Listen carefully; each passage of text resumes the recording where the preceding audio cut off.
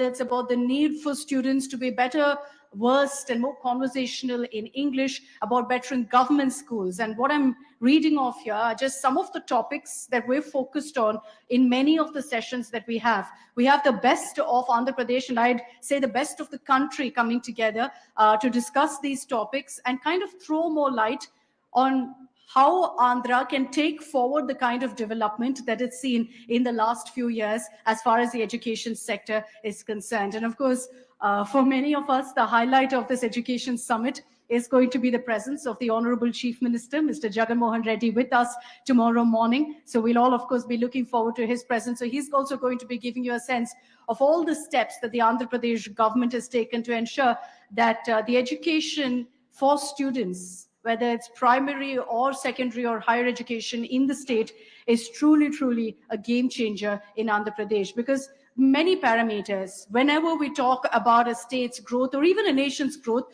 what very often decides the parameters of those growth is how well we're doing in the education sector, how well our youth are trained. The future of this country perhaps is going to be decided by all the young boys and girls seated behind there. So it's important to ensure that they're trained for all of the challenges ahead. I keep saying this, and I'm going to repeat it again, that every time I host an education conclave or a summit like this, it kind of makes me wish I was a student of these times and not many years ago, because of how education has changed right now, and for the better, because we have these kind of conversations. We talk about how to upskill students more. We talk about how to ensure that they're better prepared for the world out there. And it's not just, reading off textbooks and writing examinations. So I think that's great. And hopefully over the next 2 days, we'll kind of be able to soak up a lot more of how to take things forward. So that essentially is what we're looking to do here. And it's wonderful, of course, that we've all been able to come together here in the beautiful city of Tirupati. And we will get a sense for many of us also to see firsthand of how schools have transformed here in the state of Andhra Pradesh. And with that, I'd like to kick off the first session of the day. It's my absolute pleasure to invite here on stage for the very first session of the India Today Education Summit, Mr. Praveen Prakash, Principal Secretary to the Government of Andhra Pradesh. So join us, please, on the stage. A big round of applause, please.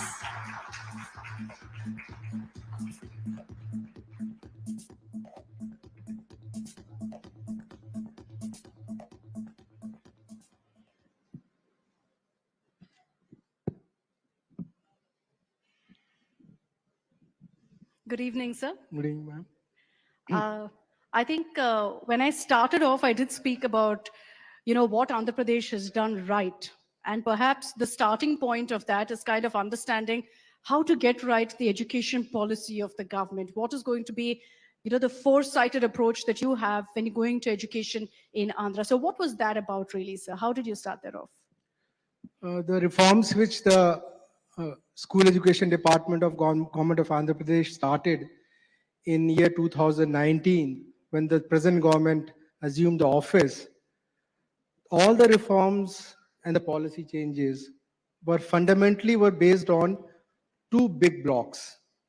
And the first block was, while making any change, doing any reform, how can we make the students and the children of Andhra Pradesh globally more employable? And that was the first big block. And I will talk about it with few examples. For example, to make a student in India today or in Andhra Pradesh today more globally employable, the first requirement is that the student or a child should be very proficient in English language. And when we talk about English language, and if we talk about the experts in the education sector, they will say that English proficiency doesn't come only from the English subject. It's also about English of mathematics, English of science, English of social science. And therefore, there is a need for English as a medium of instruction in schools. And the journey in the last 4 years, today, in all 45,000 government schools, public schools, which we have in Andhra Pradesh, be it in towns like Tirupati, be it in rural areas, be it in a far-flung tribal areas, also in most remote tribal areas, every school in Andhra Pradesh today have a English medium section. So that's the first big change, keeping that big goal of a big block of making students globally employable. The second thing is if you have to make a child globally employable, then it's not only about the comprehension of English language or good grammar or good vocabulary, it's also about the speaking skill, listening skill. Unfortunately, in the last 60, 70 years, nobody in our country has the capacity or has developed a framework to assess the listening or a speaking skill framework. We were lucky that Education Testing Services Princeton, which conducts this TOEFL exam for the senior students. For example, of all of us after graduation wants to do a postgrad from US or UK, we take this TOEFL examination. 10 years back, they have come up with two more products, TOEFL primary for third, fourth, fifth class students, and TOEFL junior, that is for sixth, seventh, eighth, ninth, 10 students.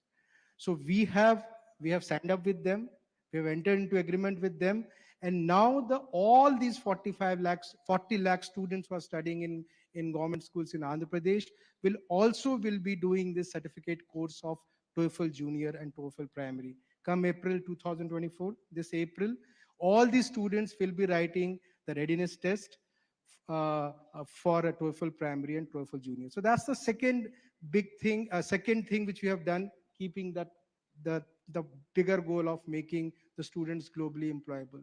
The third thing was, if you have to make today's students globally employable, we have to give them the glimpse of these future skills, whether it's a machine learning, artificial intelligence, Internet of Things, Web 3.0, blockchain technology. These future skills, we should give them exposure. And we have introduced this as a subject. And from January onwards, we have started it. And from coming academic year in full-fledged, we'll be starting this subject called Future Skills subject from class 8th. So again, the connect is, how do I make students globally more employable?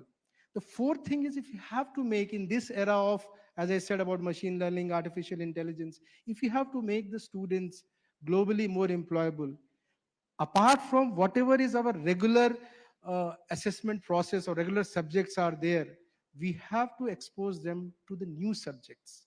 And what are those new subjects? The first is subject of leadership. That's very critical. The second is interdisciplinary. Third is mainstreaming these extracurricular activities. And if you look at these areas, one of the organizations which is very strong globally is IB, the International Baccalaureate. And we have entered into agreement with them. Now, from next year onwards, the journey is starting for a joint certification with International Baccalaureate and the government of Andhra Pradesh. The students of Andhra Pradesh will be getting this certificate. So that's a one big block. All the reforms which started in 2019. One is why I'm doing this reform. I'm doing this reform. I'm making this policy change to make the students globally more employable. And the second was a big shift in thinking itself, in the mindset itself. Since independence, the public schools or the government schools have been seen as a places where we keep thinking about, can we give minimum? Can we give a school building so that if there's a cyclone, if there's a rain, students are not sitting and not getting drenched? Can I just give a school? Starting from there, now our policies in government is not the minimum. Can we give the public school students, the government school students, the best, if not the better than the best in any school, any private school or a corporate school in India? So that's the shift we have made.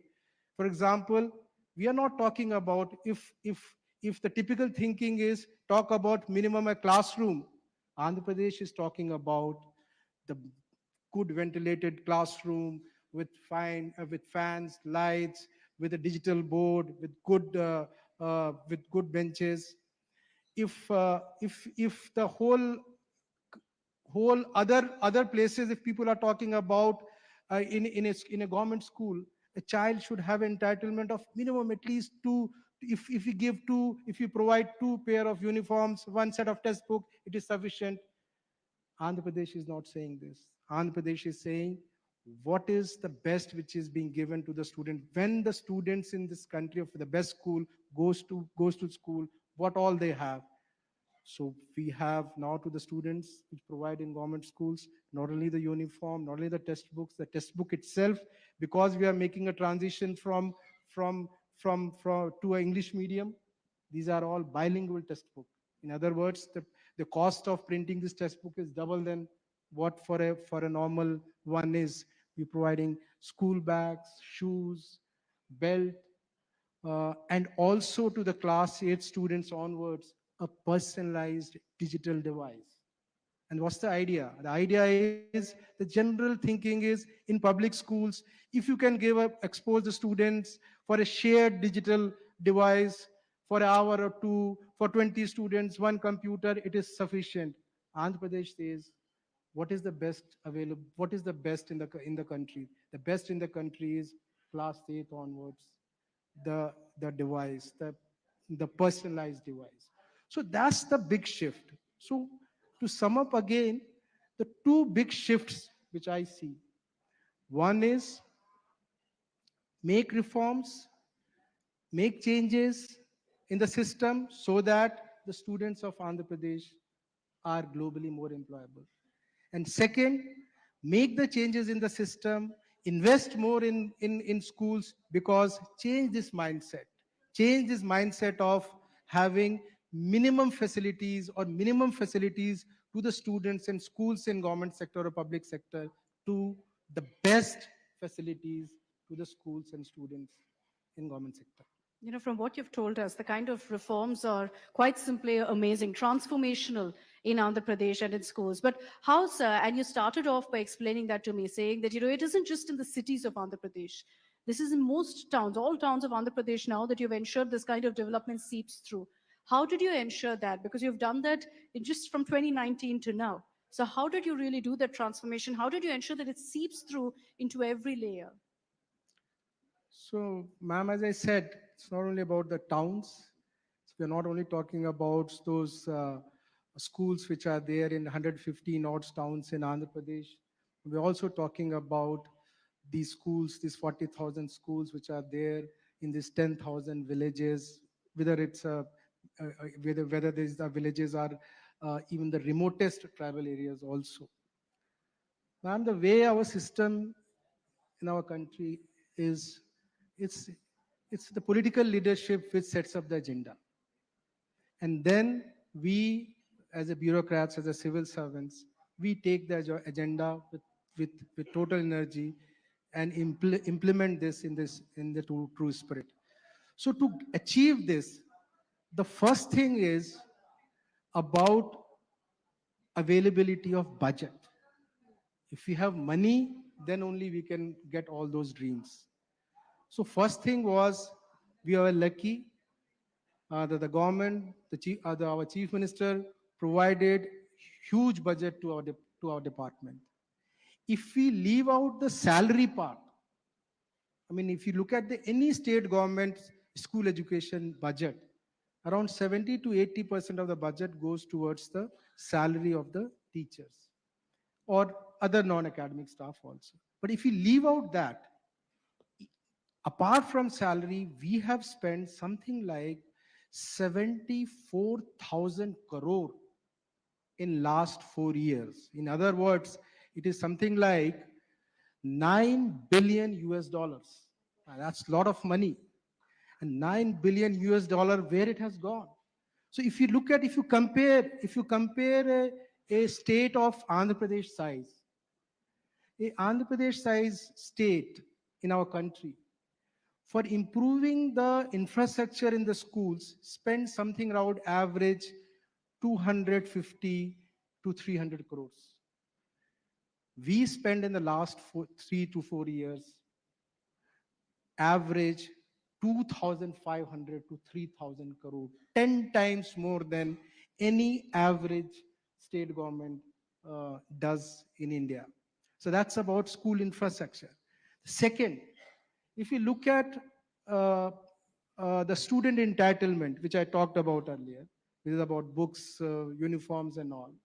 A typical state spends around 300 to 400 rupees per student per year, while Andhra Pradesh now today spends something like 2,700 to 3,000 rupees per student per year, which again roughly will be something around 10 times more than the average.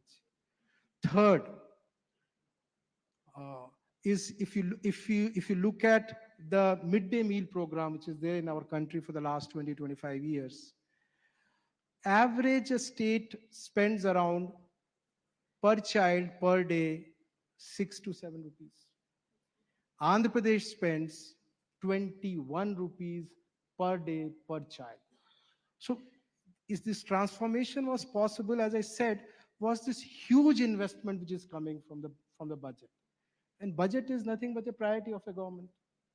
So we were lucky from the school education department that it became the priority for the chief minister, and we got this money.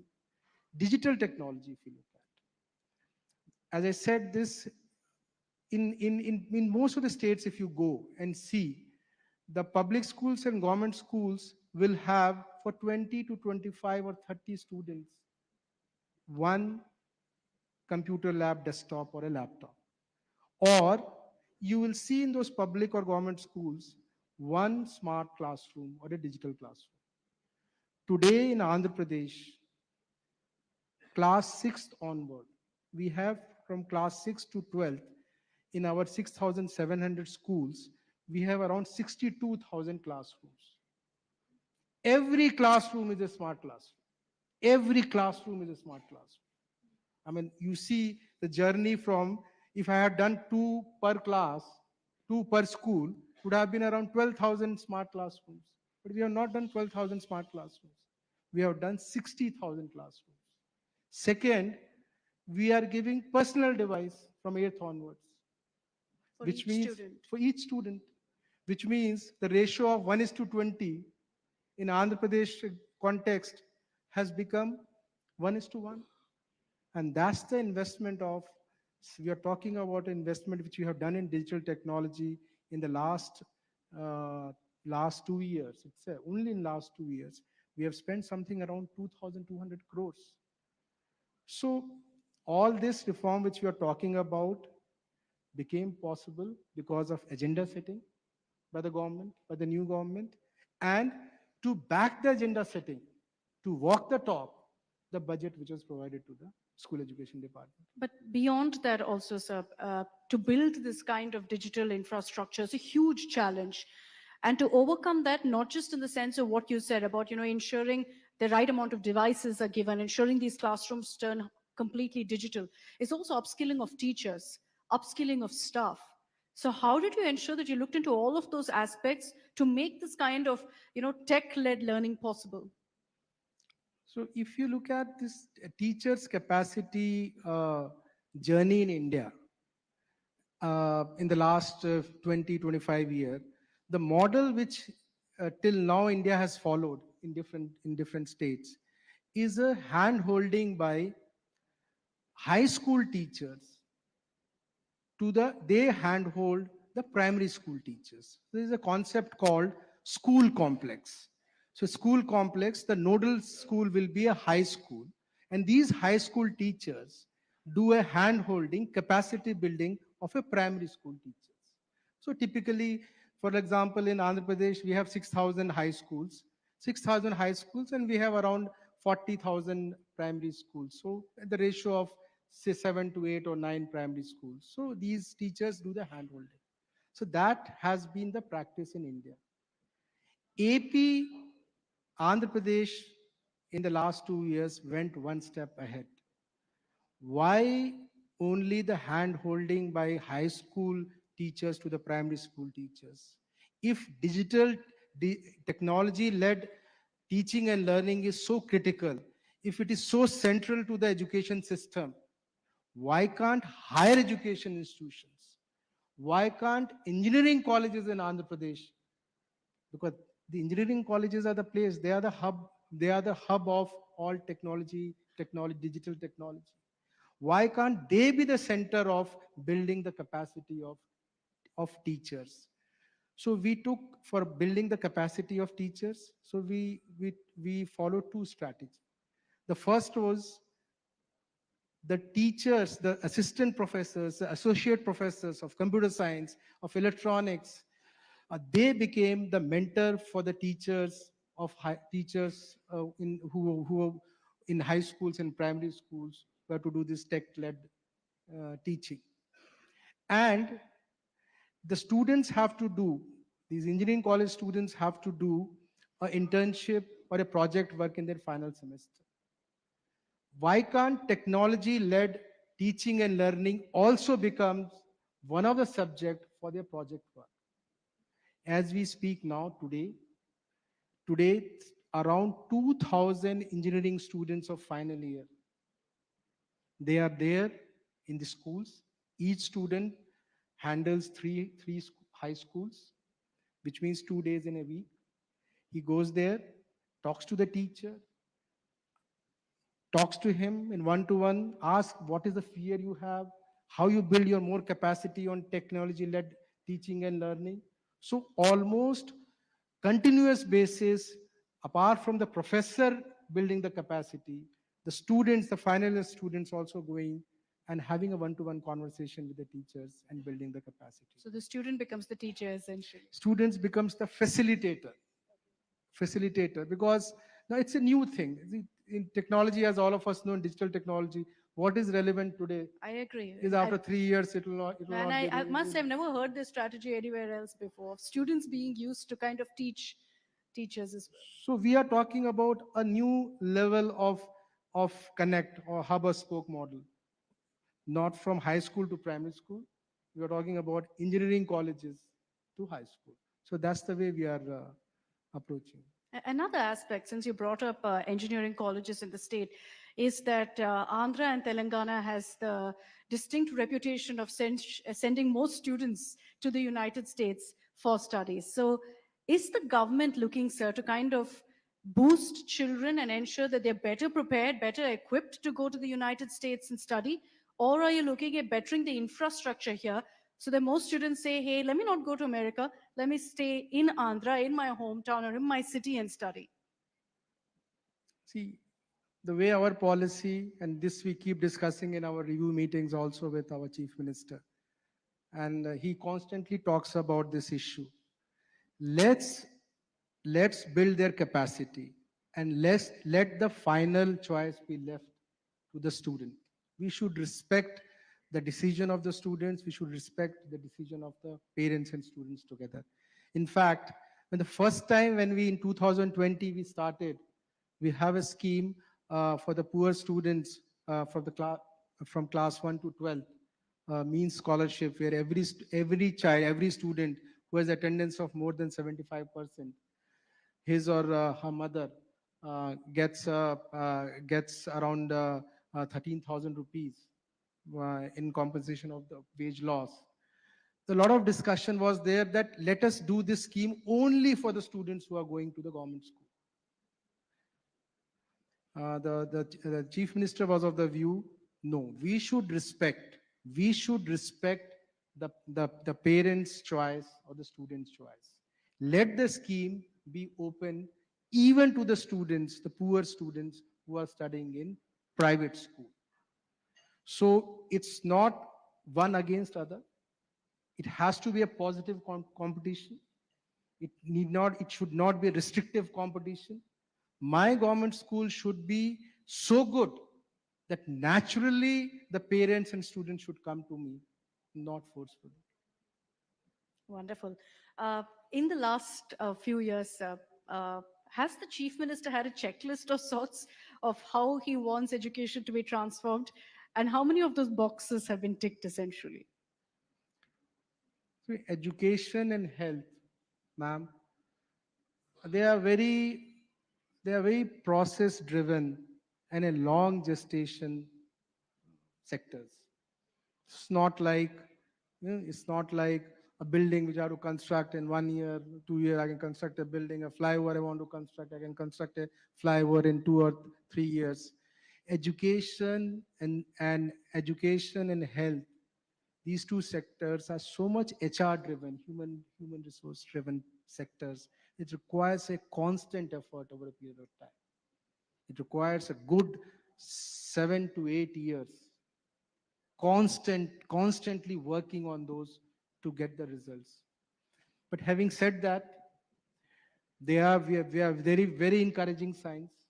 If you see from journey in the last 4 years, we are getting very encouraging signs, and that is the oxygen for all of us. That yes, we are on the correct path. We are moving forward, and we'll achieve that goal in next 5 to 7 years. Some of the indicators which excite us and which gives us the oxygen. For example, in 2019, the gross enrollment ratio of secondary schools, which is basically class 9th and 10th, is a very critical indicator in our country. Used to be in Andhra Pradesh, it used to be 76%. Today, thanks to all this reform, the gross enrollment ratio for class 9th and 10th in Andhra Pradesh is 100%. 11, 12th, it's called senior secondary gross enrollment ratio. Average, just to give you a sense, the country average is 56%. Andhra Pradesh in 19 used to be somewhere around 48%. Today, we are at 76%. There's one district in Andhra Pradesh, not very far from Tirupati, called Nandyal district. The Nandyal district has claimed and has achieved 100% GR in all the three sectors. We call it composite GR from class 1 to class 12. But the way we position ourselves, we say that's what the work we have done. But let it be verified by a third party, which is not a state government entity.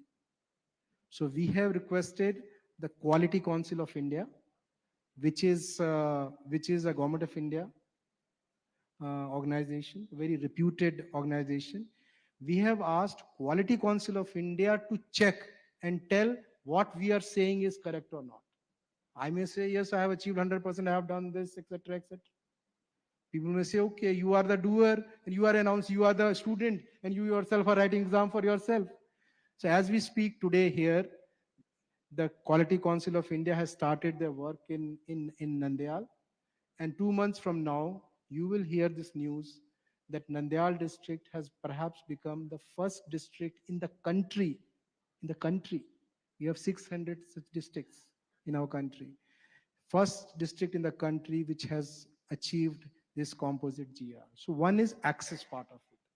We see early signs, we see these results, positive results as I've spoken, it gives us oxygen. The second thing is about learning outcomes. Okay, these are inputs. What are the learning outcomes? So as you know, in our system, in Indian system, till class 9th, it's all assessment. The examination, the first public examination, very proctored, starts in class 10th in our country. So if you look at the class 10th result of Andhra Pradesh this year, of government schools, I mean, that's where the bottom of the pyramid are. Our high school result this year compared to last year is up by 13%. It's not 1 or 2%. We are up by 13% compared to last year. If you look at the students who scored the 10 highest ranks, I mean, obviously in every rank there will be many students. It's only 600, maximum marks is 600. So if you see last year, there were 25 students from government schools which were in the top 10 scores or top 10 ranks. This year, this figure has gone up from 25 to 63. If we look at first divisions, 60% and above, that number also has gone up by 7%. So these are the indicators, whether it's access, whether it's a learning outcomes, we feel that we are in a correct path. We have to uh, keep walking, and as we keep in our review meetings, our chief minister keeps motivating us by saying, always think, can I do better than what I have done yesterday? So that has to be journey. Education and health are like that sectors only. So he keeps you moving, he keeps you achieving all of these goals. What's also important in the sector like education is, as you've mentioned, using the kind of tools that you have available, using technology. And a big aspect of that, the buzzword going into 2024 has been AI, artificial intelligence. And I understand that AI also has played a big, big role in education in Andhra Pradesh. Can you explain how exactly to us? Yes, ma'am, there will be a detailed session on this, but I'll Yes. just touch upon this. So when we, as I said about in the policy, the second part of policy was, is it anything which my students who are studying in government school, are they missing anything? And then one of the area which was brought to the notice was in the private schools or then for the middle class family children, they have something called remedial coaching in the evening, the tuitions in the evening. So morning they go to schools and evening the tuitions. Correct.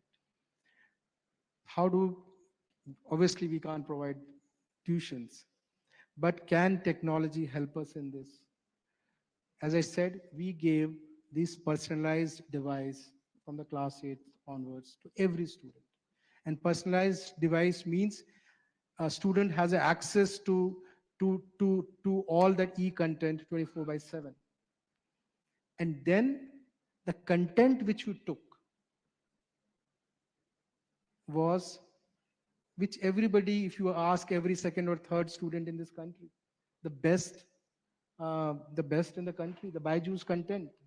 I mean, we are thankful to Mr. Byju's for providing this content to us. And I mean, those who have gone through the content, they will tell. What's special about that content is the content has been made using gamification as a process, as a approach.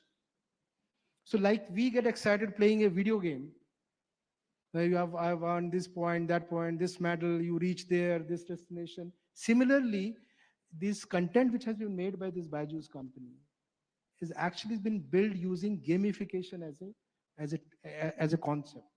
So we gave this content to all the students and loaded in their tabs.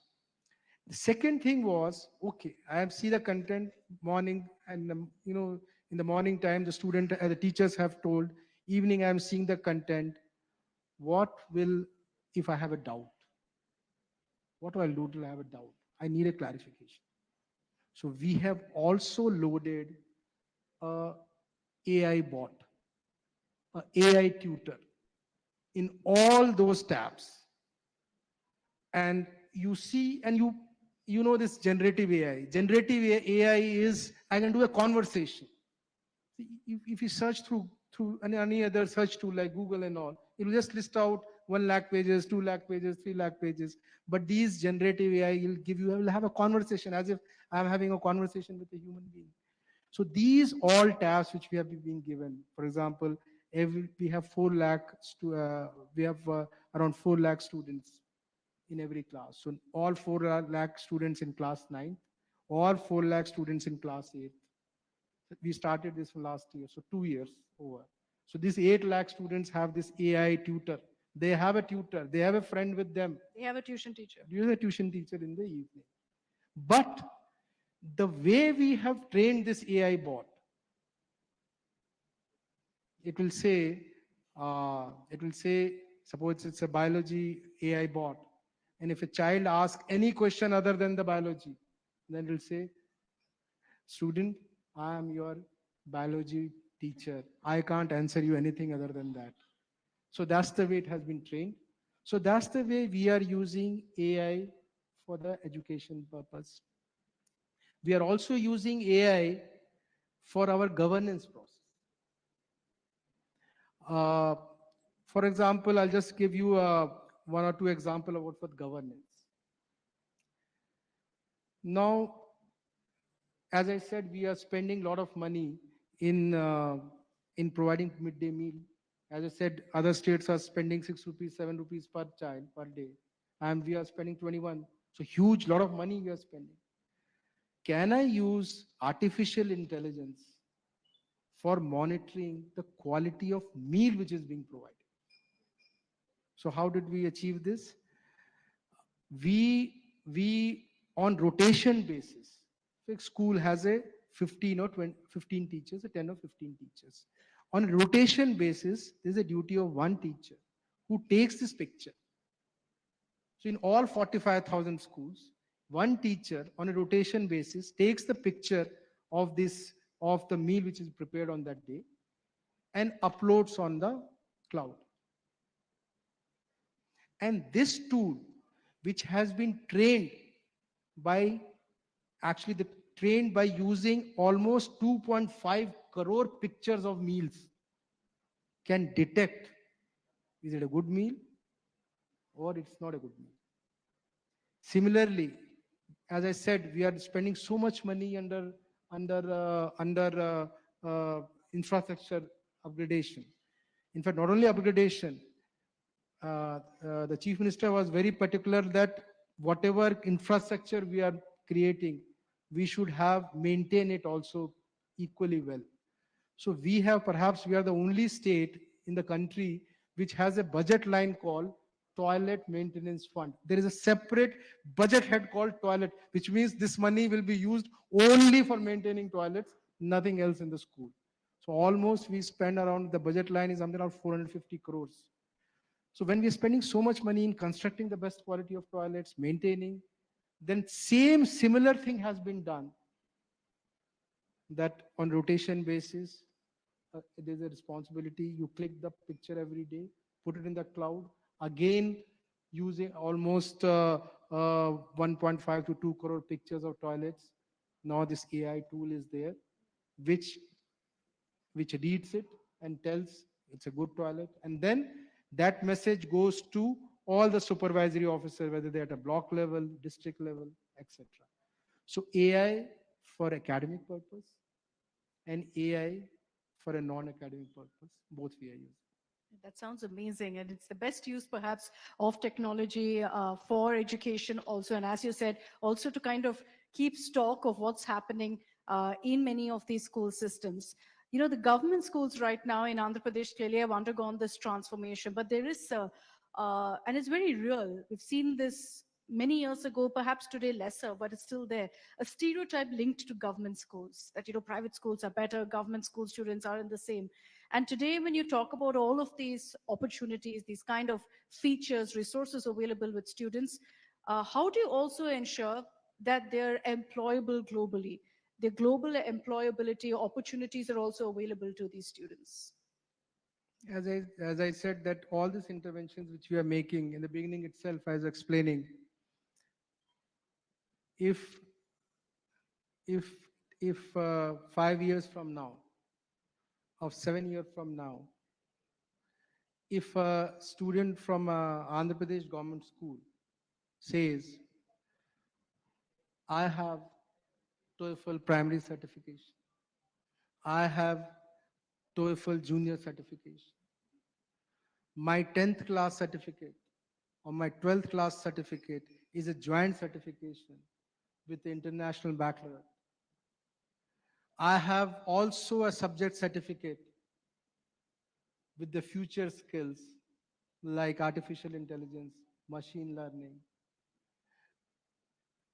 It's not that student will be after the companies.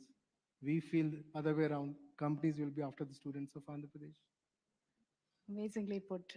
Your state, of course, has focused so much on education, as you've told us. And now you hear a lot of these education models, the Andhra education model, the Delhi education model. What does it really do for a state, sir? Yes, it transforms the life of a student, it transforms the opportunities that a student has. But why is education so crucial in also ensuring, you know, holistic development of a state or of the country? As I said, this the in governance there are 60, 70 different areas, and every area has a department.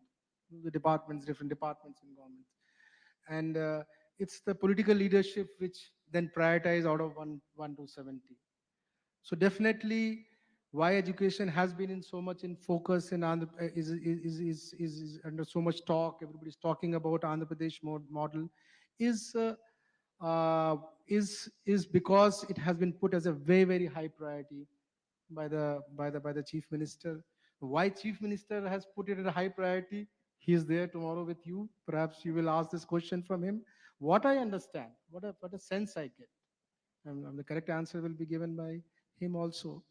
But what a sense I get, that if Andhra Pradesh has to compete with the likes of Chennai's, Bangalore's, and Hyderabad's, then what they can position to the global companies is is that we have better quality of human power.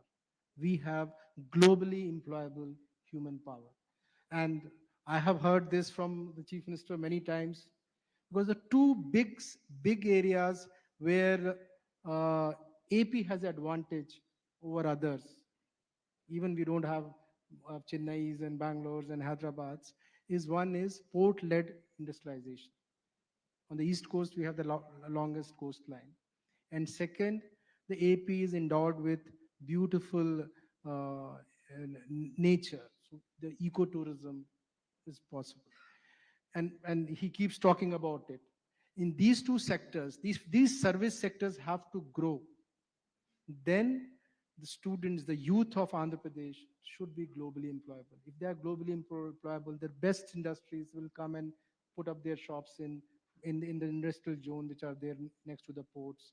The big tourism jump will come in our country. So I think one is his own priority, his own passion.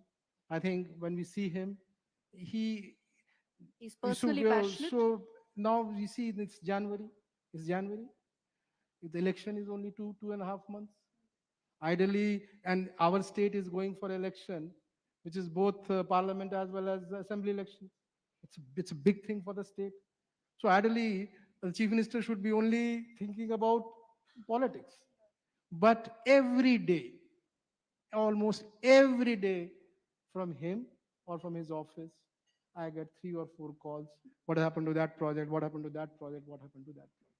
So I think it's his passion, with the passion, the vision which I spoke about.